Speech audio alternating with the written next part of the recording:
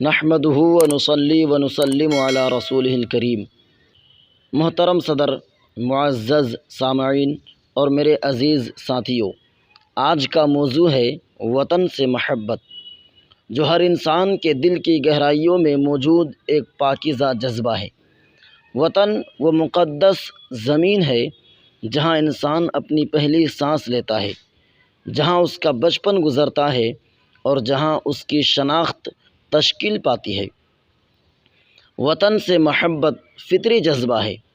یہ وہ رشتہ ہے جو خون کے رشتوں کی طرح مضبوط اور لازوال ہے۔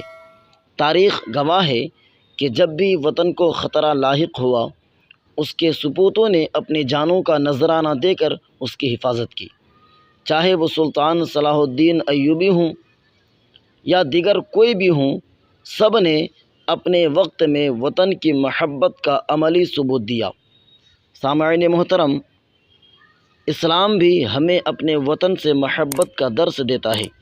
ہمارے نبی کریم صلی اللہ تعالیٰ علیہ وسلم نے مکہ مکرمہ سے ہجرت کے وقت فرمایا، اے مکہ، تو مجھے سب سے زیادہ عزیز ہے، لیکن تیرے لوگوں نے مجھے یہاں رہنے نہیں دیا۔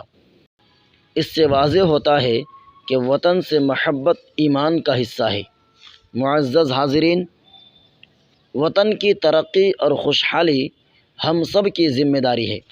اگر ہم اپنے فرائض کو ایمانداری سے انجام دیں، تعلیم حاصل کریں اور دوسروں کے حقوق کا احترام کریں، تو ہم اپنے وطن کو دنیا کے ترقی یافتہ ممالک کی صف میں کھڑا کر سکتے ہیں۔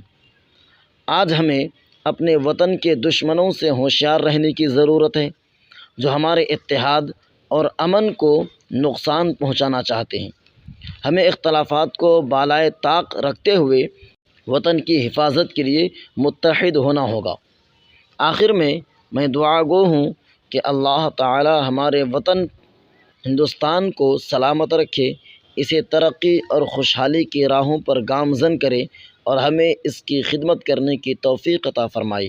آمین۔ شکریہ۔